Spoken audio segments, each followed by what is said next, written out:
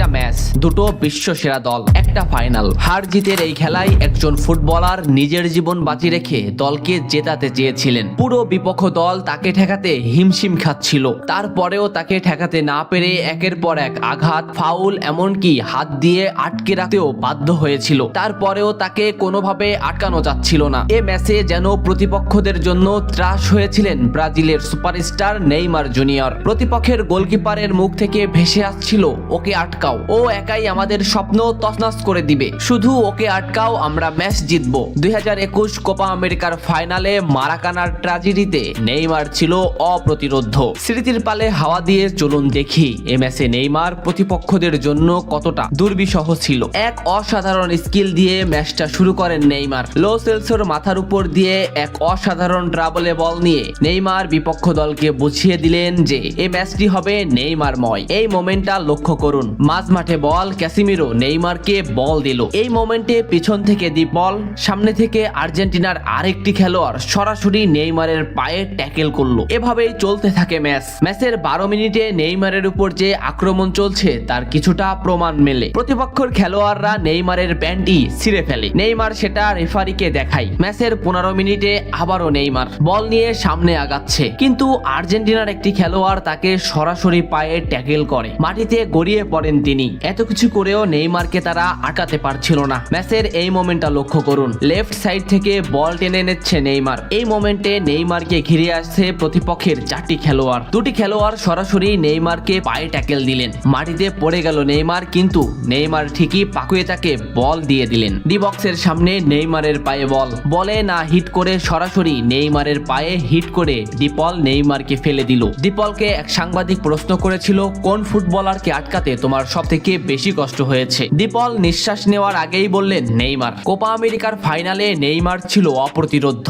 তাকে আমরা কোনোভাবেই আটকাতে পারছিলাম না। আমাদের ফুটবলাররা তাকে আটকাতে ফাউল করছিল, কিন্তু তারপরেও সে যেন আরো বেশি জ্বলে উঠছিল। আমরা শুধু নেইমারকেই আটকাতে চাচ্ছিলাম, তবে আমরা বারবার ব্যর্থ হচ্ছিলাম। সত্যি নেইমার হলো আমার দেখা সবথেকে কঠিন প্রতিপক্ষ, যাকে আটকাতে আমরা হিমশিম খাচ্ছিলাম। ম্যাচের এই মোমেন্টটা দেখলে স্পষ্টই বুঝতে পারবেন নেইমারকে আটকাতে তারা কোন পদ্ধতি বেছে নিয়েছিল। মাঝ মাঠ থেকে দুটো ফুটবলারকে ড্রিবলিং করে নেইমার বল সামনে আগালেন। এই মোমেন্টে নেইমারের পাশে 2টি ফুটবলার, নেইমার তাদের ড্রিবলিং করে আবারও সামনে আগালেন, কিন্তু এই সাইড থেকে একটি ফুটবলার সরাসরি হাঁটু বাস করে নেইমারের পায়ে আঘাত করলো। নেইমার মাটিতে লুটিয়ে পড়লো। ম্যাচের এই মোমেন্টটা লক্ষ্য করুন, কেন ডিপলরা সেদিন নেইমারকে আটকাতে পারছিল না তারই একটা উদাহরণ। লেফট সাইডে নেইমারের পায়ে বল, সামনে প্রতিপক্ষের একটি ফুটবলার, নেইমার ড্রিবলিং করে তাকে বল মোমেন্ট থেকে আউট করে দিলেন। এই মোমেন্টটা লক্ষ্য করুন, এখানে প্রতিপক্ষের 3টি খেলোয়াড়। এখান থেকে নেইমার এমন একটা শট নিলেন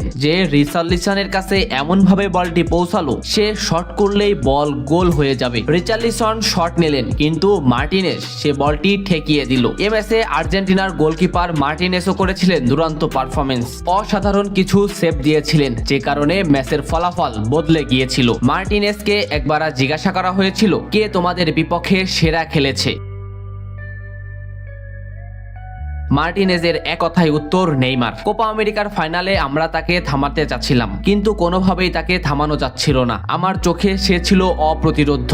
আমি বারবার আমাদের সতীর্থদের বলছিলাম, তোমরা নেইমারকে থামাও, ওকে থামাতে না পারলে ও আমাদের স্বপ্ন ভেঙে দিবে। আমাদের সতীর্থরা বারবার ব্যর্থ হচ্ছিল। ম্যাচের 65 মিনিটে নেইমার মাঝমাঠ দিয়ে বল টেনে নিচ্ছিলেন। ডিপল তাকে আটকাতে না পেরে প্রথমে তাকে ঘাড়ে আঘাত করলেন, এরপরেও না পেরে সরাসরি পায়ে ট্যাকেল করলেন। এই ক্লিপটা লক্ষ্য করুন, এই ম্যাচে নেইমার কতটা অপ্রতিরোধ্য ছিল সেটা বুঝতে পারবেন। মাঝ মাঠে নেইমারের পায়ে বল, নেইমারকে আটকাতে আছে আর্জেন্টিনার একটি খেলোয়াড়। এই মোমেন্টে নেইমারের সামনে আর্জেন্টিনার 4টি খেলোয়াড়। নেইমার এখান থেকে এমন একটা পাস দিবেন যেখানে এই 4টি খেলোয়াড় ফুটবল মোমেন্ট থেকে বের হয়ে যাবে, এবং নেইমারের সতীর্থ এমন স্থানে বল পাবেন যেখান থেকে গোলে শট করলে গোল হওয়ার সম্ভাবনাই বেশি। দেখুন নেইমার শট নিল, পাকুয়েতা এমন মোমেন্টে বল পেল যেখান থেকে শট করলে গোল হওয়ার সম্ভাবনা সম্ভাবনা 100%, কিন্তু পাকুয়েতা শট নিতে পারেনি। এই মোমেন্টটা দেখুন, 1-1-এ নেইমার ভার্সেস ডিপল। সুন্দর একটা ড্রিবলিং এ নেইমারকে আটকাতে ব্যর্থ ডিপল,